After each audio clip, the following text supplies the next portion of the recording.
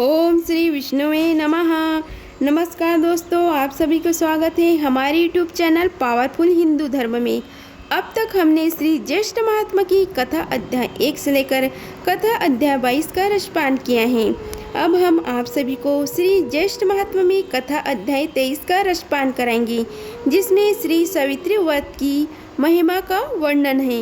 अगर आप सभी हमारे वीडियो को पहली बार देख रहे हैं तो वीडियो को लाइक कीजिए, चैनल को सब्सक्राइब कीजिए ताकि आने वाली वीडियो की नोटिफिकेशन आप सभी को मिलती रही।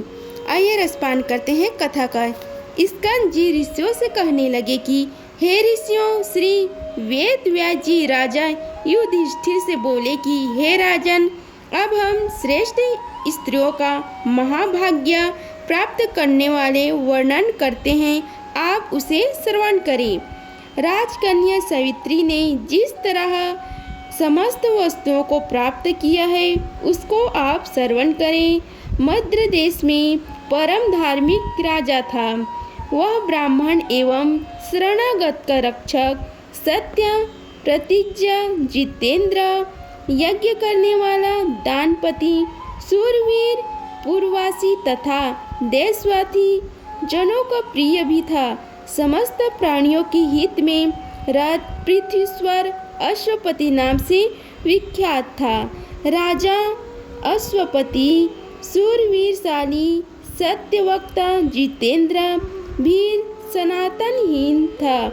अधिक अवस्था हो जाने पर उसकी संतान न हुई। राजा अश्वपति ने संतान के लिए नियम ग्रहण कर समय पर परिमित भोजन, ब्रह्मचार्य व्रत का पालन, इंद्रिय निग्रह कर 1,00,000 आहुति सावित्री मंत्र से देखकर षष्ठ काल से अमित इच्छा पूर्वक भोजन करता था। इस तरह नियम पालन करते करते राजा अश्वपति को 18 वर्ष हो गया। 18 वर्ष पूर्ण होने पर सावित्री जी प्रसन्न हुई और अग्निहोत्र से प्रकट होकर रूपवती सावित्री ने राजा का दर्शन दिया। राजा अश्वपति को वर देने के लिए सावित्री देवी बोले कि हे राजन, तुम्हारे ब्रह्मचर्य, शुद्धता, नियम, इंद्रिय दमन, सर्वात्मा समर्पण और भक्ति से मैं अति प्रसन्न हुई।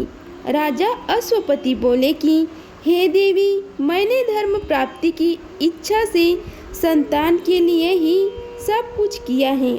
आप मुझे कुल को पवित्र करने वाले बहुत से पुत्र देवी।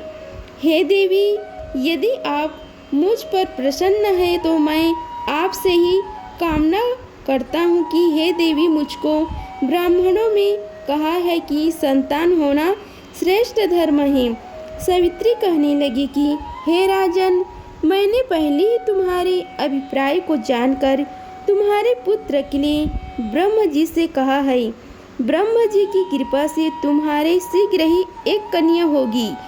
अब इस विषय में मैं तुमसे कुछ नहीं कहना। मैं ब्रह्म जी की आज्ञा से प्रसन्न होकर तुमसे कहती हूँ कि सावित्री के वचनों को सुनकर राजा अश्वपति कहने लगे कि हे देवी, जो कुछ भी ब्रह्मा जी ने कहा है वह मुझे स्वीकार है।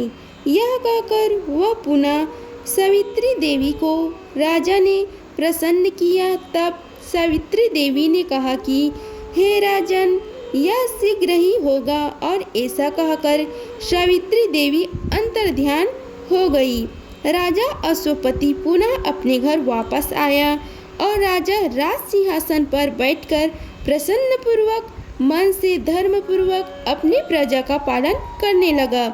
कुछ समय बीतने पर व्रत में तत्पर राजा अश्वपति की धर्मचारिणी गर्भवती हुई और उसका गर्भ आकाश में शुक्ल पक्ष के चंद्रमा की तरह बढ़ने लगा। प्रसव काल आने पर उस रानी के गर्भ से एक कमल लोचन कन्या उत्पन्न हुई। राजा अश्वपति ने उस कन्या को आत जात कर्मादि सब संस्कार कराया, जो श्री सावित्री देवी की कृपा से उनकी 1,00,000 आहुति देने से उत्पन्न हुई थी। इसलिए ब्राह्मणों ने उसका नाम राजा अश्वपति के सहमति से सावित्री रखा।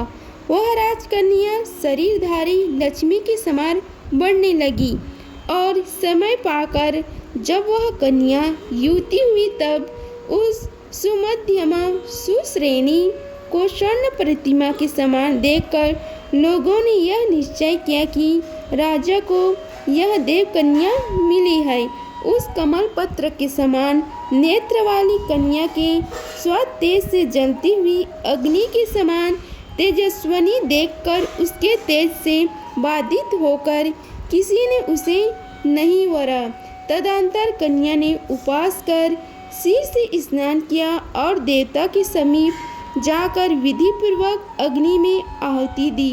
ब्राह्मणों ने प्रवचन कराया और प्रसन्नचित्त उन ब्राह्मण महात्माओं का पूजन किया। इसके पश्चात लक्ष्मी के समान रूपवती वह राजकन्या पिता के पास गई और पिता के चरणों में अभिवंदन कर शेष सब समाचार कहने लगा। वह वारोहा राजकन्या हाथ जोड़कर राजा के पास खड़ी हो गई।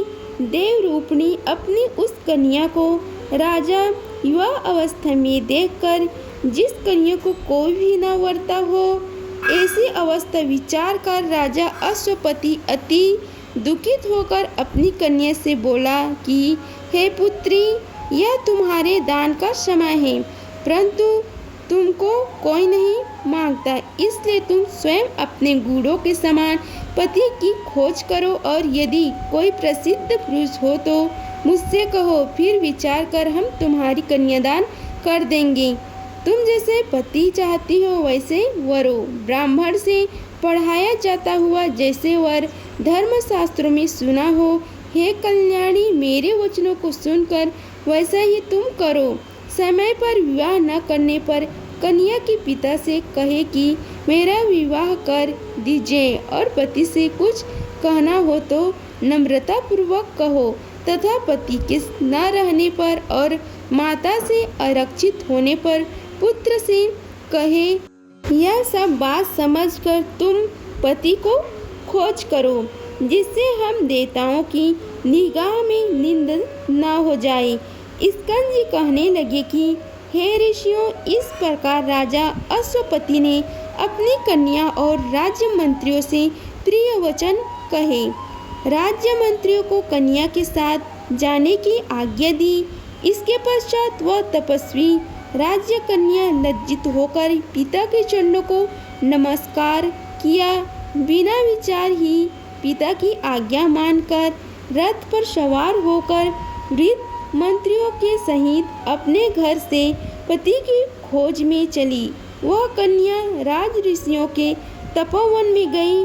वहां पर वयोवदत्त माननीय लोगों के चरणों में प्रणाम कर क्रम से समस्त तीर्थों में गई और वन के समस्त तीर्थों में जाकर ऋषियों को आशीर्वाद लेने लगी और जो ब्राह्मण श्रेष्ठ तपोवन था उसका त्याग कर अनेक देशों में गई।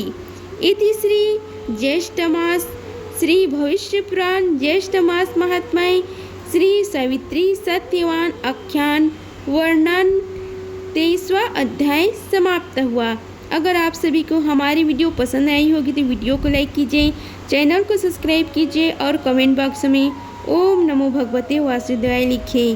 धन्यवाद। मिलते हैं अगले वीडियो में, तब तक के लिए जय श्री राधे कृष्णा।